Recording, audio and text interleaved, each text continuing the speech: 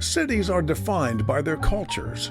Those cultures could entail sports or business or certainly arts and entertainment. Oklahoma City is thriving in all of these areas, but who makes that all happen? This Town OKC explores the people behind the cultures, their origins, their motivations, their challenges, and their dreams. I'm Rick Allen Lippert. I've been in this town for over 50 years with a front row seat to seeing the culture grow from a dusty bus stop on the Southern Plains to a flourishing destination. Join me as we meet the folks behind the culture on This Town OKC. Dr. Carlos Robinson, thank you for being here on This Town OKC. Absolutely. Thank you so much for having me. Sir Rick, super excited. I have to say that This Town OKC is sponsored by Carpenter Square Theater that produces 8 shows a season at the corner of Reno and Western near downtown Oklahoma City. Contemporary plays, and I like to think they're very well done. Absolutely. I love it here. I enjoyed the theater play that I had an opportunity to go to a while back, and more people need to know about this. This is definitely a jewel in the city. Okay. So on this podcast, I talk to people mostly I've known off and on for decades, and I don't really recall when we first met. I know I was an adjunct professor at OCCC. My wife tells me you were a public speaking student of hers at one point. Absolutely. I think I first became aware of you when you were working there. Yeah. So we'll get to that, and we'll get to your current position at the Oklahoma City Black Chamber of Commerce. But I want to know, since this is an oral history podcast, where are you from? I'm from here, originally Oklahoma City, born on the northeast side, went to all northeast side schools. Graduated from Douglas High School, and then I took my college track through OCCC, Oklahoma City University, and Southern Nazarene University. And that's where you got your PhD? Correct. Well, it's an EDD in education, so I was a part of the first DEAL program, so a Doctor of Education with an emphasis on administration and leadership. So both my wife and I took that program together and completed our doctorate. Oh, nice. Let's go back to grade school and or high school. I just want to go back. Absolutely. What was the grade school you went to? So I started off at Dunbar Elementary, then Martin Luther King Elementary, and then Creston Hills Elementary. Okay. And so my younger days, my mom ended up working at Creston Hills, so I had my last, 5th grade time at Creston Hills. Then I went to Moon Middle School. Okay. And then went to Douglas High School. Okay. And so I had a pretty interesting upbringing. I'm not ashamed to say it. I grew up in the hood. That's what it was called. And, I'm not ashamed to talk about it because I was able to survive it. Good. And so I survived the hood, if you will. But, my mom worked 2 or 3 jobs. My dad, he suffered through some alcohol addictions, drug addictions. That's I had to navigate that early on in my childhood, and I'm the youngest of 3. And so my older brother, he had some run-ins with the streets and ended up incarcerated. Weren't bad people, just made some bad decisions. Sure. And then my older sister moved out, and so it really kind of left my mom and I as I was going through Douglas High School, and it was a rough go at it. My freshman and sophomore year, I bombed it, but luckily I was a hip-hop dancer, and that kept me off the streets. And so that was something that really took me, God-given talent, kept me off the streets, got on the honor roll junior and senior year at Douglas, and graduated on time. So pretty interesting beginning of my story, but that was chapter 1. So I'm super excited that I made it through it. So was dancing your primary activity through school? For the most part. So I started off playing sports, and that was just a common thing in the community. Sure. You're either playing sports or you live in a street life. Right. So I had to juggle between a little bit of both because that's what surrounded me. But I played basketball in middle school, football in middle school. When I got in Douglas, I was kind of at a loss. My brother was incarcerated at that time. He was my role model, and it kind of took a toll on me. So I was just, starting to dance and had hip-hop dancing that laid in my lap about 8th grade. And I had an opportunity to lead a local dance crew, and I had about 100 guys following my lead at the age of 16. And we won a bunch of shows and all of that, but sports fell off freshman year. Sure. And then dance kind of pretty much carried me through high school.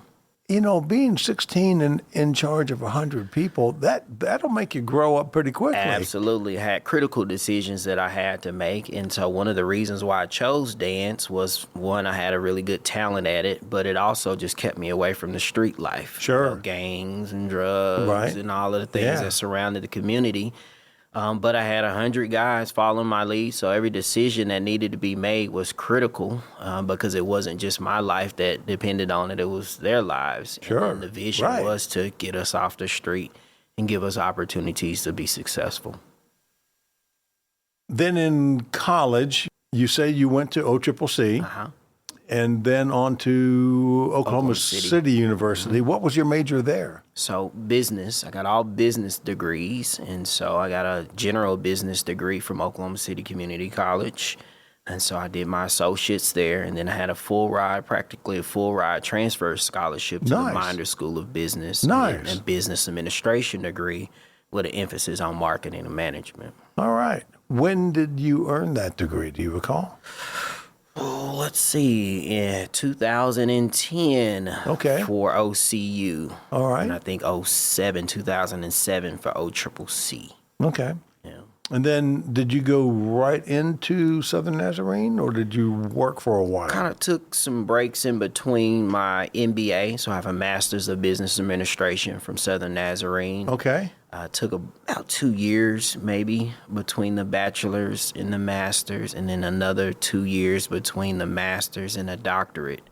And so what were some of the jobs that you had during those days? So I started off at Oklahoma City Community College, OCCC, as I was a welcome center attendant. So as soon as you walk in the front door, I was the one that helped navigate your journey through the building. Right. So I knew how to. And it was not an easy building to navigate. It was not, but I got so good at it, I can draw on the map upside down. So I'll have the highlighter, we're here, and, I'll take them on that journey.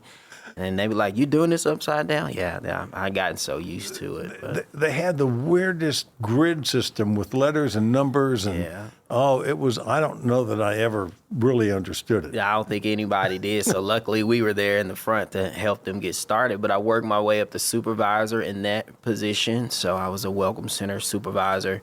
And then it turned into extended services coordinator, so the manager of the evenings and weekends. Okay.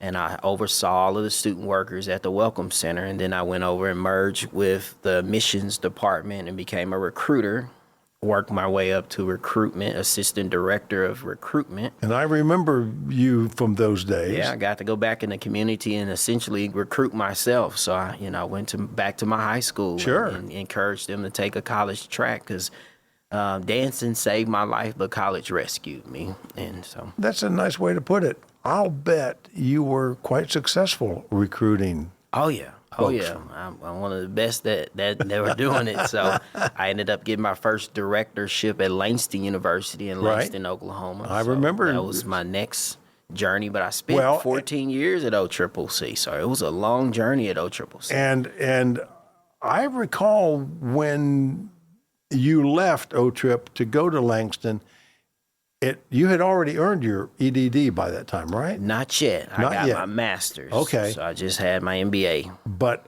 I recall thinking what fools they were to let you go and how fortunate Langston was to get you. Yeah. And Gwen and I, my wife Gwen and I, talked about that. We said, they let Carlos go. We can't believe it. Well, I had dreams and aspirations to be a long-term OCCC employee and possibly work my way up to presidency, but I had some mentors told me that you probably got to step away from what you know just so you can diversify your portfolio, whether it's through education, but importantly, going through a different institution and showing that you can be successful at all levels, and then maybe circle back and see what that looks like. So I did about 4 years at Langston, 4.5 years, and we broke some records. We had some really good numbers and recruited students. I was the director of admissions, recruitment, and outreach programs. Okay. And so we did really, really well. And so I was super excited to be able to serve at that capacity, and then shifted gears and went off into workforce development after that. In what capacity? With whom? So I currently work also part-time with Public Strategies. Oh, really? Yeah. So we have a Work Ready Oklahoma program where we go out and help individuals that may not be that are unemployed to get those work readiness skills to help them be successful in the job search market. And so at resume building, application skills, interview skills, really understanding me, myself, and I type of approach over the 2 weeks, and then line them up to gainful employment and training opportunities. Wow, that's wonderful. Gwen and I toured the Public Strategies building. It's very impressive. Really nice. With a lot of people there. I was really impressed. Yeah, we had opportunity to see it from when we first got the building, and as a senior manager there, we got opportunities to put our hard hats on and go through and hear about what things were going to be where, and it was so amazing just to see all of the things that were renovated over that process and now to what it is today. And we won several awards just for the renovation process of that building. Right. The building is fabulous. So we will eventually and soon get to the chamber. No rush. We're telling stories. That's right. I want to hear more. And I want to hear, okay, from the Public Strategies Department, what would you say has been your proudest success? So again, recruitment is my thing. Sure. So they brought me in as a senior manager of outreach and recruitment. So what are you recruiting people for through your work at Public Strategies? To get into the Work Ready Oklahoma program. And that program is going to help them with the skills necessary to get gainful employment. Okay. And so that's the biggest piece. A lot of people, have been out of the workforce for a while or never had to do a resume or don't know how to interview well, a lot of different things. And so obviously, creating a solution for the unemployment issues that, the nation has faced. Sure. And so we stepped into that position to make sure we provide that for free service for individuals to get that work readiness that's necessary. That's very nice. That's wonderful. What else is going on in your life when you're not working? So I spend a lot of time with my wife, and we have a fur baby, Cookie Joy, but my wife, Dr. Rika Robinson. So her and I, we just finished rebuilding a family home. So the same home that I grew up in on the northeast side. Uh-huh. My great-grandmother bought it in 1959. My mom moved there when I was 2 years old, and so I was raised in that home. And so my wife ended up going through a process of getting a home in our name and demolishing the old home, and we rebuilt it. And so now it's a beautiful black and green 4,000 square foot home with all of the fixings. So I dreamt up the blueprint, and it has a movie theater, it has a balcony, it has a family room, it has a workout. So all of the things that we ever wanted, just to kind of cap off our success and our family's legacy, we decided to rebuild that home. And so it was worse than our dissertation process, just a journey, but we got it done. And so that's kind of what we do. And we bring the family over and do all of the celebrations and holidays. And, so that's kind of one of the biggest things that we got going right now. Nice. Very nice. You mentioned dissertation. So that makes me want to ask, what was your dissertation about when you earned your EDD? Absolutely. So I wanted to be intentional with what I wrote and what I studied and researched. And so it was my dissertation. It's a long title. Let me see if I can remember it. But it's Identity Representation, Exploring the Influences that Administrators of Color Have on Students of Color at Predominantly White Institutions. And the nature of that was I always wanted or had aspirations to become a president of a college or a university. But when I looked at other presidents of colleges and universities, they just didn't look like me. So it was like, is it even possible? Right. What does that journey look like? Even if I was to get to that point, would I be able to help students of color be successful? And you look at the research, Black males just weren't as successful as other races and genders in higher education. And so that just kind of like, wow, being one of the only successful Black males in this space, what if we had more individuals that look like us in leadership positions to help navigate some of the channels or the difficulties that a black male may have at institutions? And the same goes with black females that were second to last. And, right. and all of our students of color, you know, whether it be a Hispanic student or so on and so forth, except our Asian students are typically very well groomed when it comes to education. But it was just a gap. Sure. So studied that, and it was a qualitative approach where I interviewed 4 administrators of color at the highest levels that I could find in the state of Oklahoma to find out some things on whether or not, you know, did that make an impact. Yeah. You know, so fun times. It must have worked because you have a doctor suffix. Yeah, well, a prefix, rather. I would say that I wouldn't say that part worked in a sense. It was a lot of just, you know, understanding that I can be the change that I wish to see. And so I continue to strive for it.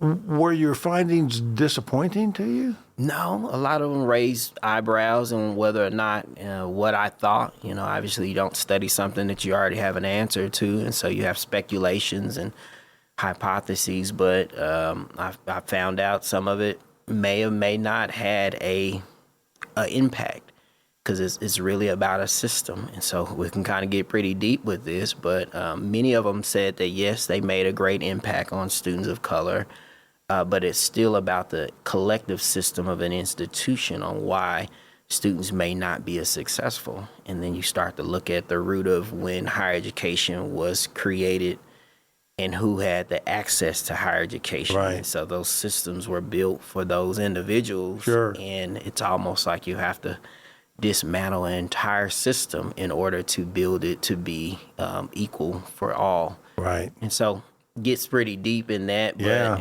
it was surprising to hear that, you know, not just one single individual of color could change the landscape of a body of students of color. So. Do you still have aspirations to be a college or university president? Absolutely. So I love, again, college and universities, opportunities that it presents to individuals in general. And so, again, college rescued me.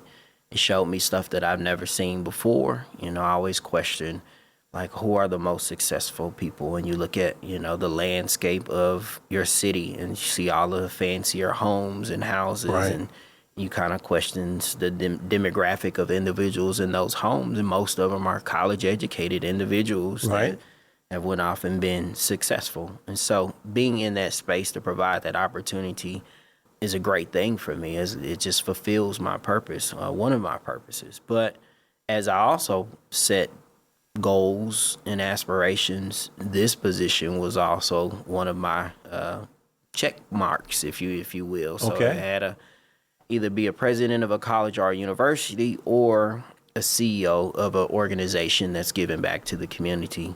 And so I'm on checkbox 2, so I might circle back to becoming a president or a college at one point. But that's a great way to segue into the Oklahoma City Black Chamber of Commerce. Yeah. You're president and CEO. Mm-hmm. You've had that position now, as we record this in late January 2026. You've been there, I think, about a year? No, it feels like a year, but only August. Oh, really? Yeah, so a little over 4 months. Okay. And so a lot of people feel like it because I hit the ground running. No kidding. Yeah, and so we've done a lot and made a lot of waves and really magnify the potential of what a chamber could do if, you know, the visibility was there. And I make sure I'm in every room possible because I represent the people that the chamber serves. And so. And I imagine your membership has increased significantly, given your background in recruiting, from the time you've taken office to today. So I wouldn't say increased significantly. Okay. But it increased by knowing that this is something great to be a part of. And the reason why I say not significantly, because I haven't went off into a campaign for membership. My goal is to build something so wonderful that you want to be a part, rather than good plan, say, hey, you know, buy a membership. And then the question becomes, what's the benefit? What's my return on my investment? Yeah. And so right now, just building the foundation so that return on your investment will look beautiful when you become a member. So it's coming. So my goal was about 6 months in to shape things, get a strong foundation, build a strong house of what it looks like to be a chamber member and the value that you'll get from it. And then I have a good feeling memberships will flood in, because it'll definitely be something great to be a part of. I can tell you from experience, from a couple of chambers of commerce that I've belonged to, typically for 1 year, is all it got me were a lot of phone calls from temp agencies and insurance agents. Yeah.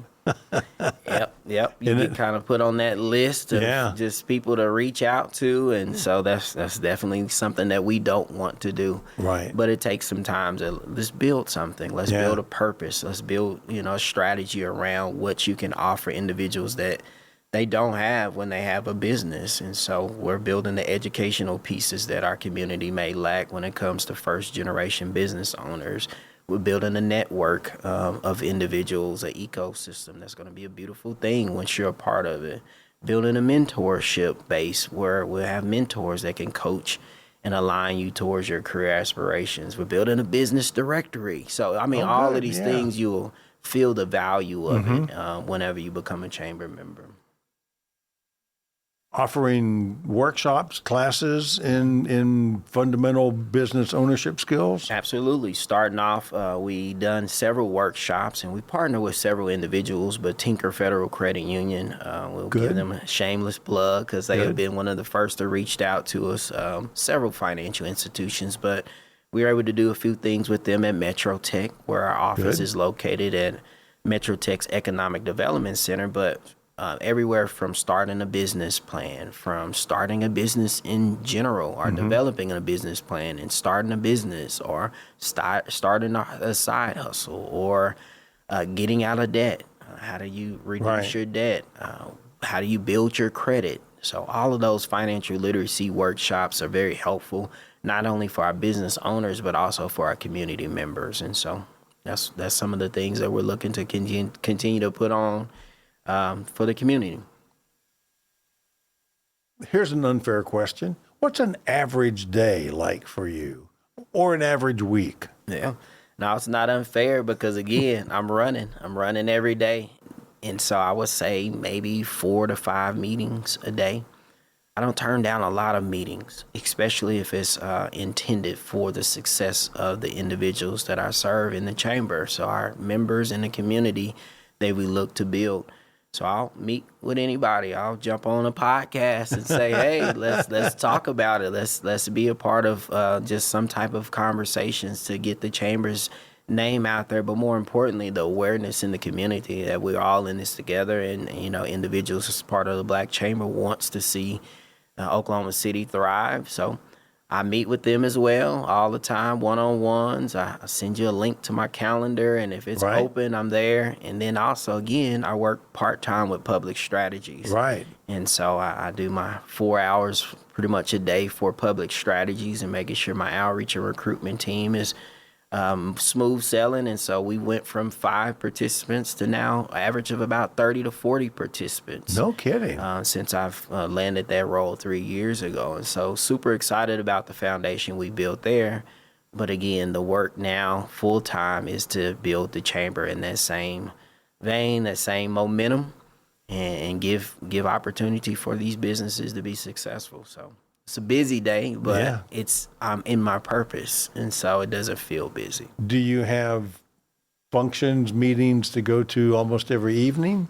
For the most part, that's a great question. A lot of our functions are in the evening, so that's really how God worked when it comes to me asking for how can I fill in some gaps financially with this huge house we built. So I don't want to take too much of a loss, but I do a lot of my public strategies work, Ready Oklahoma work in the morning, and then the chamber things start to roll off in the evening. And so we have different events like a cocktails and combos where you just come and have some cocktails if you choose, and then have conversations with other individuals that's of the same interest when it comes to business development or just networking. And then showing up, like panels. I'm on panels. Right. People invite me to a lot of panel events or business pitch events. And so just consistently being there and embedded in the community. Do you still dance? I do. So I made a little video just to help promote, and not necessarily promote. The business was doing really well and is doing really well. Scrambled is a restaurant, and one of my friends from back in the days owns the restaurant. Yeah. And so he called me and said, "Hey, man, can you pull out your dance shoes?" So you got about one take. And that was a one take, and I did my one take, and it was him wanting to bridge the gap between the newer era of dancers and then I'm now the older era of dancers, and showing, two young ladies that's doing really well with, collectively of 100,000 followers for what they do. Wow. Now online, to me just being a local dance legend. And so we kind of battled them, myself and another very well-known dancer from my era. I battled them and had a little fun little skit. And so it's like riding a bike. You get a little rusty, but once you start to get your groove back, you look like you never lost it. And then I used to teach classes and stuff like that. Yeah. But not too much. And so hopefully, I get to do something. I've been talking to Race Dance Studio. And so Hui Cha. Yeah. She used to Another former student of my wife. Yeah. Small world, right?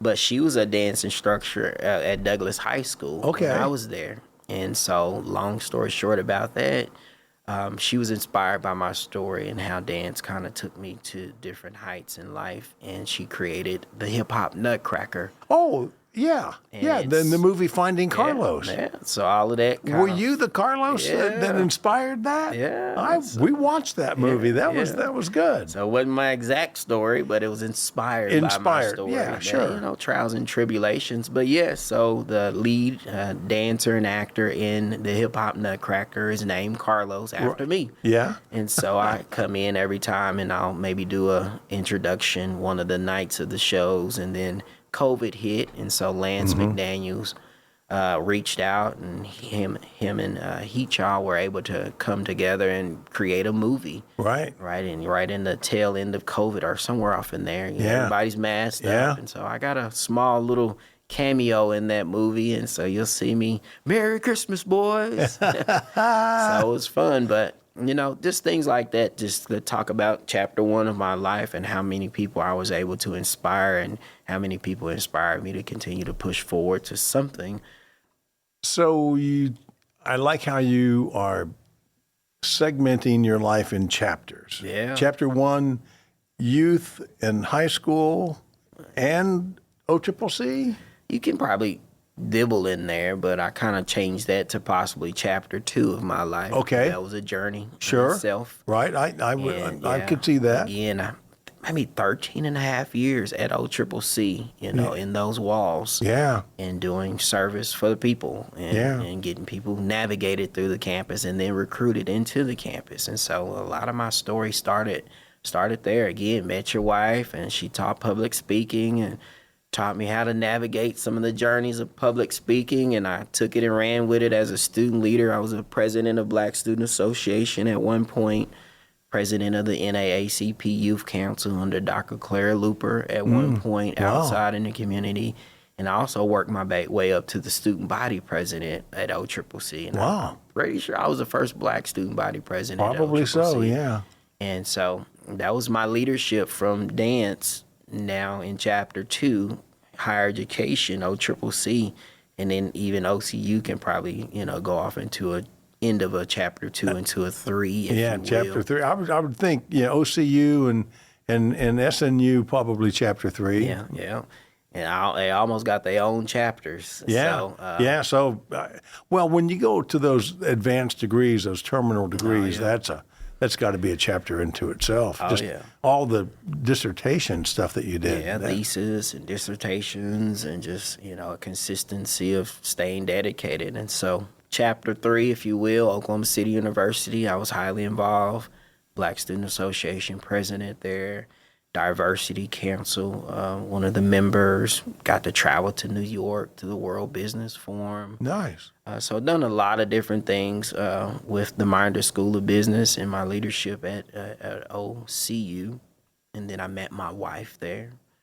And so we started dating, and you know that long story short, I ended up putting a ring on it. And so set relationship goals, and she got her master's from SNU in education. And I got my master's in MBA, a master's of business administration, and continue to set relationship goals. And then we went and did the same doctorate program right next to each other. And those are cohorts at SNU. So that's one thing we loved about it. You know, you'll go on a Wednesday night in a cohort for X amount of months. And so we sat in our doctorate together for 3.5 years with an embedded dissertation. And it was a lot. It was a lot. And we ended up losing 3 people because that was around COVID. And then, you know, had some other incidents that happened where just 4 major deaths in the family. And we still had to finish strong and became the first doctors in our entire family's history. Nice. Very nice. I have to jump back to your public speaking class with Gwen at OCCC. She did say that after you finished that class, she didn't tell me what it was about, but she said you gave a speech to the state legislature, and they gave you a standing ovation. Oh, wow. I'm surprised she remembers that, but I'm pretty sure she's like a proud, you know. She's very proud of you, my friend. College mother type, you know. Yes. Oh, my God. Yeah. So, yes, I was a guest speaker for, I think it's HIECO is the... Okay, the Higher Education Alumni Council. Yeah. So that day at the Capitol, and all of the students had an opportunity where they really tried to find the student body presidents and, you know, top leaders in each institution to come in and do some remarks. And so I was selected for OCCC. And, you know, I sat next to those students, and they were just shaking and nervous. And I was ready because I've been, you know, presiding in front of people since I was 16, really, teaching dance lessons, if you will. But I got up there and I told a bit of my story. My mom was in the audience, and she got to see me, not as a product of my neighborhood environment, but as a product of her guidance in my higher education environment. Right. And those type of key points that I made throughout that speech, with her expertise being embedded in me from that class, everybody jumped on their feet and clapped, and I was kind of shocked, but I just spoke from the heart is one of the key things that I learned, and I got that from Dr. Paul Seacrest. Oh, yeah. Yeah, I asked him, because I used to love the way he speak. Yes, And he'll articulate something. I was like, man. So one day I asked him, I said, how do you do that? And he said, just speak from the heart. So it took me a minute to kind of resonate on what that meant, but ever since then, like this podcast, I won't remember half of what I said by the time I get in the car, but I might listen back and be like, okay, that was kind of neat, but it was from the heart. Exactly. It's kind of open book. Yeah. What's next for you? So really, I got to build this chamber to what it's capable of doing. And so it has the opportunity and it has the foundation to really help Black and minority-owned businesses be successful in that landscape. And so it's been a calling for me. I prayed for opportunities to build generational wealth in my community and within my family, something I've never seen again. Right. You know, I wanted to see something different, so I did something different, and higher education was different. And so as I checked my boxes, I reached the highest level of higher education. I met my wife, my queen, that's my partner in success. Rebuilt the family's home, the legacy, and then now what's next would be that piece. And so I didn't need this job. I just prayed to God, now what's next? You know, I've stepped out of higher education with that goal to be a president for a second, for some reasons. The reason why I had to move in a different direction, but, you know, I don't question God moving me in that direction. But long story short, this position open, my wife shared it with me, and I kind of raised my eyebrows because it, didn't fit my financial needs at that point.